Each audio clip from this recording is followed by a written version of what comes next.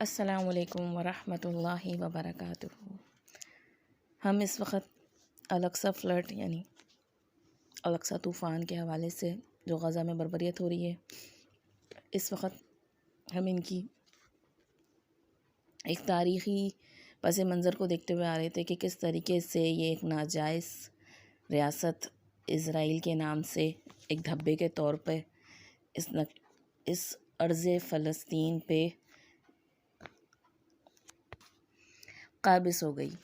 لیکن سوال ایک یہ بھی پیدا ہوتا ہے کہ 1948 میں جب یہ سب کچھ ہوا ہے تو کیا آس پاس فلسطین کے کوئی مسلم کنٹری نہیں تھی؟ کیا مسلمانوں کی کوئی حکومت نہیں تھی؟ کچھ نہیں تھا کہ جو اسے روک سکتی؟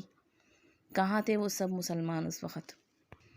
تو آئیے کچھ اس کا بھی پس منظر دیکھ لیتے ہیں۔ ہم دیکھتے ہیں کہ جب ورلڈ وار 1 ختم ہوئی ہے تو برطانیہ نے بہت سارے مسلمانوں میں سے بڑے بڑے قبیلوں کے لوگوں سے وعدے کر رکھے تھے کہ وہ خلافت عثمانیہ کا ساتھ نہ دیں تو ہم جو خطہ زمین کا ہوگا اس میں انہیں لا کر بسا دیں گے۔ اسی طرح حجاز کے علاقے میں ایک شریف مکہ مشہور تھے، ان سے بھی برطانیہ نے وعدہ کیا تھا کہ آپ کو حجاز کا علاقہ دیں گے، اور اسی طریقے سے نجد کے علاقے میں جو ریاض کا علاقہ کہلاتا ہے اب نجد سے، وہاں کے لوگوں سے، وہاں کے جو بڑے بڑے قبائل کے جو سعودی جو کہلاتے ہیں ان سے بھی وعدہ کیا تھا کہ آپ کو اس علاقے کا حاکم بنائیں گے۔ لیکن جب برطانیہ جاتی ہے تو وہ نجد کے جو سعودی ہیں ان کو یہ سعودی کا پورا علاقہ سعودی عرب کا دیتی ہے، اور یہ جو شریف مکہ ہیں ان کو اردن کا علاقہ دیا جاتا ہے جو کہ جارڈن کہلاتا ہے گا۔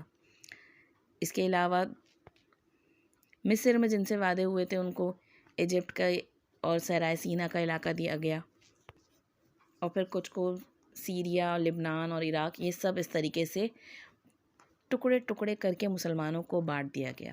اور ان کو رنگ اور نسل اور قومیت اور ان چیزوں کے نام پر علیحدہ علیحدہ کر دیا گیا۔ ایک طرح سے ان کے اندر پھوٹ بھی ڈال دی گئی،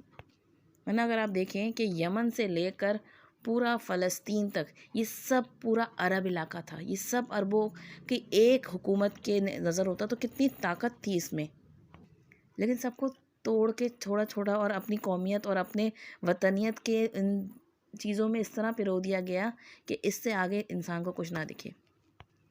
اور دیکھا جائے تو وہ اس وقت کے وہ مسلمان تھے بھی نہیں چکروں میں، تبھی انہوں نے اپنے خلافت عثمانیہ کا ساتھ نہ دیا، بلکہ اپنے چھوٹی مفاد کو سامنے رکھتے ہوئے چھوٹی چیز پر اپنے امت کے بڑے فائدوں کو نظر انداز کر دیا۔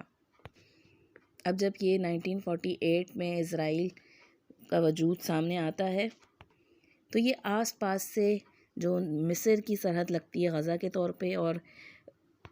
مشرق کی سائڈ سے ہم دیکھتے ہیں اردن، یہ جارڈن لگتا ہے گا، اور اوپر شمال مشرق سے سیریا اور لبنان، ان چاروں جانب سے اسرائیل پہ ایک حملہ کیا جاتا ہے۔ لیکن اس حملے میں بھی مسلمانوں میں ایک اتحاد نہیں ہوتا، یہاں تک کہ جو جارڈن اردن تھا یہ پس پردہ اسرائیل سے بات چیت بھی کر رہا تھا، اور کہہ رہا تھا کہ آپ ہمیں اگر مغربی کنارہ اور یہ جو ایسٹ یروشلم ہے جو کہ یونائٹڈ نیشن نے آپ کے حوالے فلسطین کے نام پہ کیا ہے، اگر اس کا ہمارے حوالے کر دیں اس کو آپ، تو ہم بقیہ سے رو ہو جائیں گے کہ ہم اس کی طرف نہیں بڑھیں گے، یعنی بقیہ مسلمانوں کے علاقوں سے خود ہی پیچھے ہٹ جائیں گے، انہی کے حوالے کر دیں گے اسرائیل کے۔ اصل مقصد کیا تھا ان کا کہ ان کو مکہ اور مدینہ یعنی حجاز سے مقدس نہیں ملا، تو انہوں نے کہا کہ ارض مقدس جو یروشلم اور مسجد اقصی ہے اس کا ہینڈ ہمارے ہاتھ میں آ جائے، بس ایک نام اور طاقت ہمارے ہاتھ میں ہو جائے۔ مسلمانوں کے اصل اس سے ان کو کوئی غرض ہی نہیں رہا کہ اس کے بعد مسلمانوں پہ کیا کچھ ٹوٹے گا۔ دوسری طرف مصر جو تھا وہ غزہ کی پٹی کی طرف سے وہ کر رہا تھا، اور ان سب عربوں کا ایک مقصد یہ بھی تھا کہ ہم کچھ اپنی قوموں کو کر دکھائیں کہ ہم نے واقعی میں فلسطین کے لیے کچھ کیا ہے۔ لیکن ان سب جھڑپوں کے نتیجوں میں ہوا کیا؟ فائدہ آخرکار اسرائیل کا ہی ہوا۔ غزہ کی پٹی کا جو پورا علاقہ تھا وہ مصر کے حوالے کر دیا گیا، مصر وہاں پہ حکومت کرنے لگا۔ بیچ میں جو درمیان میں یروشلم اور مغربی کنارہ تھا وہ جارڈن کے حوالے کر دیا گیا۔ اوپر شمال میں جو گولان ہائٹس تھے وہ سیریا کے حوالے کر دیے گئے، اور باقی 78% جو زمین تھی اس پہ اسرائیل نے جو قبضہ کرا، تو وہاں سے مسلمانوں کو کس طریقے سے 7.5 لاکھ مسلمان جو ہیں وہ اس طریقے سے بے در گھر کیے گئے کہ وہ سب کے سب کیمپوں میں آ گئے اور ایک طرح سے ریفیوجی مہاجر بن گئے، جن کا سر چھپانے کے لیے کچھ بھی نہ بچا۔ جبکہ ہم اس سے پہلے ہی دیکھ چکے ہیں کہ 500 گاؤں پر تو یہ ویسے ہی حملے کر چکے تھے، اپنے ملک بنانے سے پہلے ہی ڈی پاپولائزیشن کے نام پہ انہوں نے جو اپنی ارگن جو ملٹری تھی اس کے ذریعے 500 گاؤں ولیجز پہ 500 سے بھی زائد گاؤں پر حملے کیے اور ان کو قتل عام کیا۔ جبکہ اس دوران بہت سے ان فلسطینیوں کے درمیان بھی کچھ ایسے گروپس موجود تھے جو کہ جہاد کے طور پر ان سے لڑنے کی کوشش کر رہے تھے، جن میں ایک مشہور نام ہے عبد القادر حسینی کا، جس نے جا کر سیریا، اردن اور مصر ان سب سے مدد کی درخواست کی اسرائیل بننے سے پہلے کہ ہماری مدد کرو ورنہ یہ ہمیں کاٹ کھائیں گے، ختم کر دیں گے۔ لیکن اس وقت ان میں سے کسی ملکوں نے بھی ان کو آرمی یا ان کو ملیٹنٹ کر کے ان کو ویپنز وغیرہ ہتھیار نہیں دیے کہ وہ اپنی مدد آپ کر سکتے، اس لیے پھر ان سب کو کچل دیا گیا ہے۔ ان کے بارے میں آتا ہے کہ عبد القادر حسینی، ان کو ڈیر یاسین ولیج ایک بڑا گاؤں تھا، اس پہ حملہ کرنے سے ایک دن پہلے ان کو شہید کر دیا گیا، اور اگلے دن اس بڑے گاؤں ڈیر یاسین پہ بہت بڑا حملہ کیا گیا۔ ایک عورت ہیں جو مریم عقیل، جو کہ ابھی بھی شیخ جرہ میں رہتی ہیں، 83 ایئرس ان کی عمر ہے، اور وہ کہتی ہے میں اس وقت 10 سال کی لڑکی تھی اور میں نے اپنی آنکھوں سے یہ سب ہوتے دیکھا، اپنے ماں باپ کو مرتے اور اپنے بھائیوں کے سروں میں گولی مارتے ان اسرائیلیوں کو دیکھا ہے۔ تو ان زائنسٹ نے اپنی جو ملک اور ریاست اور ملت کی جو بنیاد رکھی ہے وہ مسلمانوں کے خون پر رکھی ہے، اور دیکھا جائے تو آس پاس کی جتنی بھی ملک تھے مسلمانوں کے، انہوں نے اس حوالے سے ان کی کوئی خاص مدد بھی نہیں کی اس وقت، صرف اپنے اقتدار کو بچانے کے لیے اور اپنی حکومت اپنے عوام کو خوش کرنے کے لیے جو کر سکتے تھے اس سب چیزوں کا ڈھونگ ضرور رچایا۔ اب دیکھتے ہیں کہ جب غزہ پر ایجپٹ کا، مصر کا قبضہ اور حکومت تھی تو کیسے یہ پھر سب واپس اسرائیلیوں کے پاس چلا گیا۔ یہ جو اس وقت جھڑپیں ہوئیں اور مصر کے ہاتھ میں جو یہ غزہ آیا، تو اس وقت ان جھڑپوں میں آن گراؤنڈ لڑنے والے فوجیوں میں ایک تھا جمال عبد الناصر، جو ایک میجر تھا، جو آگے جا کے 1952 میں ایجپٹ کا صدر بن جاتا ہے۔ یہ ویسے ایک مڈل کلاس فیملی سے بلونگ کرتا تھا، اور لیکن اس نے اپنی آرمی میں بہت اچھا رول پلے کیا اور اپنے ہم ذہن لوگوں کا ایک اکٹھا کر کے 1952 میں مصر کی حکومت میں آ گیا۔ یہ اس وقت ایک سوشل اور لبرل پولیٹیشین تھا، اور اس کا اصل مقصد عربوں کو اکٹھا کر کے ان کو مضبوط کرنا اور ترقی دینا تھا۔ اپنے ملک کے مفاد میں کچھ کام اس نے بہت بہترین کرے، لیکن بیک گراؤنڈ اصل میں اس کا لبرل قسم کا تھا، تو اس وجہ سے اپنے ہی ملک میں اٹھنے والی دینی تنظیم مسلم بردرہڈ، جسے اخوان المسلمین کہا جاتا ہے گا، اس کے بہت خلاف تھا، اور ان کے خاص لیڈر سید قطب کو اس نے 1954 میں جیل میں بھیج دیا۔ سید قطب بہت مشہور ہیں، جنہیں بعد میں شہید کر دیا گیا۔ سید قطب شہید کے نام سے مشہور ہیں، اور یہ ایسے ہیں جیسے کہ ہمارے پاک ہندوستان میں مولانا مودودی رحم اللہ۔ جمال ناصر نے کوشش کری کہ اپنے ریور نائل پہ ایک ڈیم بنائے، اس کے لیے وہ ورلڈ بینک سے لون لینا چاہ رہا تھا، لیکن اس زمانے میں USSR اور امریکہ کے درمیان جو ایک طرح سے الائن بنا ہوا تھا، جمال ناصر ان دونوں الائن میں سے کسی کو میں بھی شامل نہیں ہوا، تو امریکہ نے سمجھا کہ یہ شاید رشیا، مطلب یہ سوویت یونین کے ساتھ ہے، اس وجہ سے امریکہ نے اس کا لون اپروو نہیں کروایا کہ جب تک تم ہمارے ساتھ نہیں آؤ گے ہم تمہیں ورلڈ بینک سے لون نہیں لینے دیں گے۔ جمال ناصر نے جو کہ اس سے پہلے فرینچ جو ہے ایجپٹ اور سینائی کے درمیان جو ایک سوئس کینال بنا کے گئے تھے، اس کو نیشنلائز کر دیا کہ ہم اس ہی سے اپنے پیسہ کمائیں گے اور پھر ہم اپنے پیسوں سے خود اپنے اوپر اپنا ڈیم بنا لیں گے۔ برطانیہ اور فرینچ کو یہ چیز پسند نہیں آئی، اور انہوں نے پس پردہ اسرائیل کے ساتھ ایک مل کے پلان بنایا، اور انہوں نے اسرائیل کو پرووک کیا کہ تم ان کے سینائی کے علاقے میں گھس کر حملہ کرو جو غزہ پٹی سے اٹیچ ہے، اور سوئس کینال کی طرف آ جاؤ، پھر ہم بھی اس پہ اٹیک کر دیں گے۔ یہ پلان جو تھا یہ صرف برطانیہ، فرینچ اور اسرائیل کے درمیان تھا. امریکہ کو اس کا کوئی آئیڈیا نہیں تھا. اب جب یہ ہوتا ہے گا، اسرائیل حملہ کرتا ہے گا، اندر آ جاتا ہے گا، ایک ہفتے کے اندر برطانیہ اور فرانس بھی یہاں پہ اپنی شپس لے کے آ جاتے ہیں. تو اس چیز جو ہے سوویت یونین کو بہت بری لگتی ہے، اور سوویت یونین کہتی ہے اگر تم نہیں گئے تو ہم تم پہ اٹیک کر دیں گے. دوسری طرف سے امریکہ بھی یہی کہتا ہے کہ تم نے مجھ سے پوچھے بغیر یہ سب کیسے کیا، کیونکہ ایسا نہ ہو کہ ایجپٹ اس وقت سوویت یونین کے ساتھ مل جائے. اس وقت برطانیہ اور فرانس کو احساس ہوتا ہے گا کہ اب ہم اپنی مرضی سے کچھ نہیں کر سکتے، اب ہماری وہ پاور نہیں رہی جو کہ امریکہ کی پاور ہے. برطانیہ اور فرانس کو ہزیمت کے ساتھ واپس پلٹنا پڑتا ہے، لیکن اسرائیل اتنی آسانی سے ہلنے والا نہ تھا. اس کو جب بھی موقع ملتا ہے گا وہ اپنے فائدہ ضرور کرتا ہے. وہ غیر مشروط طور پہ نہیں ہلا، بلکہ اس نے کہا کہ یہ علاقہ جو ہے اب یونائٹڈ نیشن کے ہاتھ میں کنٹرول میں رہے گا، یعنی کہ اب غزہ کے اوپر ایجپٹ کنٹرول نہیں کرے گا. اور وہ واپس جاتے ہوئے خان یونس پہ بہت مسلمانوں پہ حملہ کرتے ہوئے گیا. غزہ پٹی میں آپ نے دیکھا ہوگا کہ ساؤتھ کی جانب پہ سب سے پہلے رفح کا بارڈر آتا ہے، پھر اس کے بعد خان یونس ہے، پھر سینٹرل غزہ ہے. اسرائیل نے ہمیشہ یہی کیا کہ جب بھی کوئی چھوٹی سی چیز بھی ہوتی ہے گی تو وہ اس وقت موقع کا فائدہ اٹھا کے مسلمانوں پہ اس طرح سے حملے کرتا ہے کہ ڈھیروں مسلمانوں کو اپنی بندوقوں کے نیچے خون سے نہلا دیتا ہے.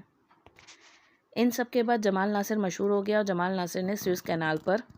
نیشنلائز بھی کیا، اور USSR جو سوویت یونین تھا اس کی مدد سے اپنا ڈیم بھی بنا لیا. اور اس کے بعد امریکہ کو بھی احساس ہو گیا کہ اگر اس مڈل ایسٹ میں میرا کوئی واچ ڈاگ ہے، کوئی ایسا کتا جو چوکیدار کے طور پہ میں رکھ سکتا ہوں، تو وہ اسرائیل ہی ہے. اس کے بعد غزہ اور ایجپٹ کے درمیان جو سرائے سینا کا علاقہ ہے وہ سارا کا سارا یونائٹڈ نیشن کے کنٹرول میں چلا گیا. 1964 میں سید قطب رحم اللہ شہید کر دیے جاتے ہیں،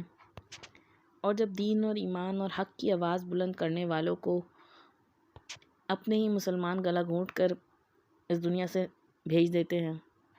تو اس کا نقصان بھی انہیں خود ہی اٹھانا پڑتا ہے. ظاہری طور پر تو اس وقت جمال ناصر جو تھا وہ بہت مشہور تھا عربوں میں، یہاں تک کہ وہ یمن کے اندر اپنی 70,000 کے قریب فوج بھیج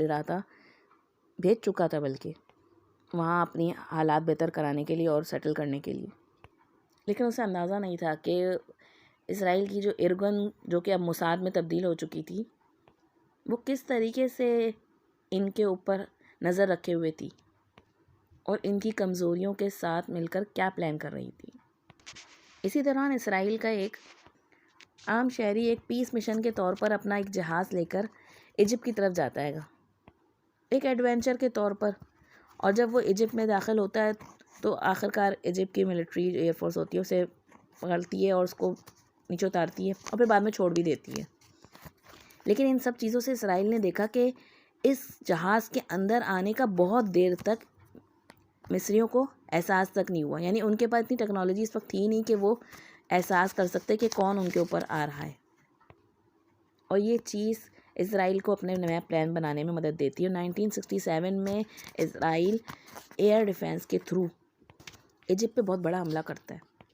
ان کے جہاز جب ایجپٹ کے اندر داخل ہوتے ہیں تو کافی دیر تک ایجپٹ کے ایئر ڈیفنس کو پتہ نہیں چلتا ہے، اور یہ آتے ہی سب سے پہلے ان کا رن وے تباہ کرتے ہیں، اور رن وے پہ کھڑے ہوئے 400 کے قریب ان کے جو فائٹر جیٹ ہوتے ہیں ان کو تباہ کر دیتے ہیں. دوسری طرف سے جب خبر اڑتی ہے تو اردن کی طرف سے بھی کوشش ہوتی ہے کہ اور سیریا کی طرف سے کہ ان کے اوپر حملے کیے جائیں، لیکن یہ یہی اسٹریٹجی اپناتے ہیں اور ان کے بھی جا کے رن وے تباہ کر کے ان کے جہازوں کو تباہ کر دیتے ہیں. یہ 6 days وار تھی، اور 6 دنوں میں اسرائیل نے مسلمانوں کی ایئر ڈیفنس کی قوت کو بالکل ہی خاک میں ملا دیا. یہ حملہ جون 10 1967 میں ہوا، اور اس میں پاکستانی فضائی نے اسرائیل کے 3 جہاز مارے. تو پھر جا کے انہوں نے پیش قدمی کو روکا، اور اس کے بعد یہ جنگ بندی ہوئی جس میں مسلمانوں کے 21,000 فوجی مارے گئے اور 6,000 قیدی ہوئے، اور بہت سے طیارے تباہ ہوئے. یہاں تک کہ غزہ کی پٹی جو تھی یہ پورا اس پہ کنٹرول جو ہے اسرائیل نے کر لیا. اردن نے جو مغربی کنارے پہ جن کو کنٹرول دیا ہوا تھا ان کو، وہ سب بھی اسرائیل کے ہاتھوں چلا گیا. اور جو شام وہ گولان ہائٹس یہ تھی، یہ سب یہاں تک کہ سرائے سینا جس پہ یونائٹڈ نیشن کا کنٹرول تھا وہ سب بھی کس کے ہاتھوں میں چلا گیا. یہ تمام کا تمام جو ہے مسلمانوں کے ہاتھوں سے نکل کے اسرائیل کے ہاتھوں میں چلا گیا. اس کے پیچھے بھی دیکھا جائے تو اسرائیل نے اپنا ہوم ورک کیا تھا. انہوں نے آس پاس نظر رکھی ہوئی تھی، جبکہ مسلمانوں کو دیکھا جائے تو مسلمان اپنے ہی ملک میں اپنے ہی ان مسلم لیڈرز کو جو کہ دین کے نام کو بلند کر رہے تھے ان کو سزائیں دے رہے ہیں۔ ایسے میں پھر اللہ سبحانہ تعالیٰ کی مدد کیسے حاصل ہو سکتی تھی؟ مسلمان جب صرف اپنی ذاتی مفاد اور اپنی کرسی اور اپنے صرف علاقے کی خوشحالی کے طور پہ آگے بڑھے ہیں تو انہوں نے امت اور ملت کا بہت سا نقصان کیا ہے۔ مسلمانوں کی اصل طاقت اللہ سبحانہ تعالیٰ پر ایمان اور اتحاد میں ہے، اور یہ ارض فلسطین ایک مقدس اور بابرکت جگہ ہے، لیکن اس کے باوجود اس پہ قابض کون ہوئے بیٹھا ہے؟ ظلم و بربریت کی سب سے بڑی جو علامت ہے وہی قابض ہو کے بیٹھی ہے، کیونکہ اصل میں جنہوں نے اس پہ حکومت کرنی ہے کہ وہ خود کمزور ہیں، ایمانی لحاظ سے بے حد کمزور ہیں، اور ان کے اپنے اندر اتحاد نہیں ہے۔ ابھی ہم مزید اس میں آگے دیکھیں گے کہ کس طریقے سے مسلمانوں کو کن کن چیزوں کا سامنا کرنا پڑا اور کون کون سی اور جنگ ہوئی ہے، لیکن اگر دیکھا جائے اب تک کی جتنی بھی آپ نے حالات سنیں گے، اس میں وہ لوگ کہاں ہیں جن کو اللہ سبحانہ تعالیٰ نے ایک بڑا اور عالی اشرف مقام دیا کہ ان کے ہاتھ میں حجاز کا علاقہ آیا؟ وہ تو بالکل گونگے شیطان بنے بیٹھے ہیں۔ ان سب کے بعد جمال ناصر جو ہے اس کی قوت بہت نیچے چلی جاتی ہے، یہاں تک کہ وہ اپنے ملک ایجپٹ مصر سے استعفیٰ دے دیتا ہے گا اور کہتا ہے کہ میں نے واقعی میری غلطی کی وجہ سے یہ سب کچھ ہوا ہے گا اور میں اس قابل نہیں ہوں، لیکن اس کی اپنی عوام سڑکوں پہ آ جاتی ہے اور اس کا استعفیٰ ماننے سے انکار کر دیتی ہے اور وہ دوبارہ آ جاتا ہے۔ لیکن دیکھا جائے تو ہر ایک اپنے مفاد کے لیے کھڑا ہوتا ہے۔ کون اس ارض مقدس کو اور اس میں بسنے والے اپنے مسلمانوں کو ایک امت کے طور پہ دیکھتے ہوئے اس کے لیے آگے بڑھتا ہے؟ اس وقت میں سعودی جو تھے بہت پھل پھول رہے تھے، لیکن انہوں نے کیا کردار ادا کیا اس وقت میں؟ یہ صرف وہ عرب باؤنڈریز تھیں جو ایجپٹ کی اور جارڈن کی اور سیریا کی اور لبنان کی، جو کہ اسرائیل کے ساتھ لگی ہوئی تھیں،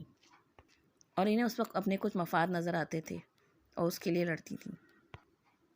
لیکن آگے تاریخ جب آگے بڑھتی ہے اور یہ اسرائیل کو مضبوط ہوتا دیکھتے ہیں تو خود اس کے آگے سرنڈر کر جاتے ہیں۔ حقیقت میں یہ ایک دنیا ہے اور یہاں ہر ایک کا امتحان ہو رہا ہے، جس کو سلطنت دی گئی ہے اس کا بھی امتحان ہے، جس کے اوپر کوئی قابض ہو گیا ہے اس کا بھی امتحان ہے، لیکن جس کو جتنی بڑی اتھارٹی دی گئی ہے اس کی اتنی ہی بڑی پوچھ ہے۔ اے مسلمان حکمرانوں، تم آج بھی ان کا تماشا دیکھ رہے ہو بیٹھ کر، ان کی نسلیں رلتی آ رہی ہیں، اس سرزمین پہ اپنے خون ڈالتی آ رہی ہیں۔ آپ کو پتہ ہے اتنے سارے جو گاؤں انہوں نے ختم کیے اس کے بعد ان کے ساتھ کیا کیا ہے گا؟ بہت سے گاؤں پر تو انہوں نے لا کر بعد میں سوائل ڈال کر اور یورپ سے ایسے بڑے بڑے پلانٹس اور ٹریز لا کے اگا دیے اور اس کو فارسٹ بنا دیا کہ جیسے کہ یہاں پہ برٹش جو ہیں وہ جنگلات اگا کے گئے تھے، یعنی یہاں پہ کوئی پہلے رہتا ہی نہیں تھا۔ اس طرح سے ان کو غائب کر دیا زمین سے کہ یہاں پہ ان کا نام و نشان بھی نہیں تھا جیسے۔ لیکن اللہ کے ہاں سب کچھ ریکارڈ ہے، اور سب سے پہلے قیامت کے دن خون کا حساب لیا جائے گا۔ ان زائنسٹ کے ہاتھ اس سرزمین کے رہنے والے مسلمانوں کے ہاتھوں سے رنگے ہوئے ہیں، ان کے خون سے رنگے ہوئے ہیں۔ انہیں کچھ عرصے کے لیے فرعونیت کی اجازت دی گئی ہے، لیکن بہت جلد اللہ سبحانہ تعالیٰ کسی نہ کسی موسیٰ کو بھیجنے والا ہے، اور پھر یہ کہاں غرق ہوں گے اللہ سبحانہ تعالیٰ ہی جانتا ہے، لیکن انہیں دنیا میں پھر کہیں پناہ نہیں ملے گی، اور آخرت کا عذاب وہ تو بہت ہی بدترین ہے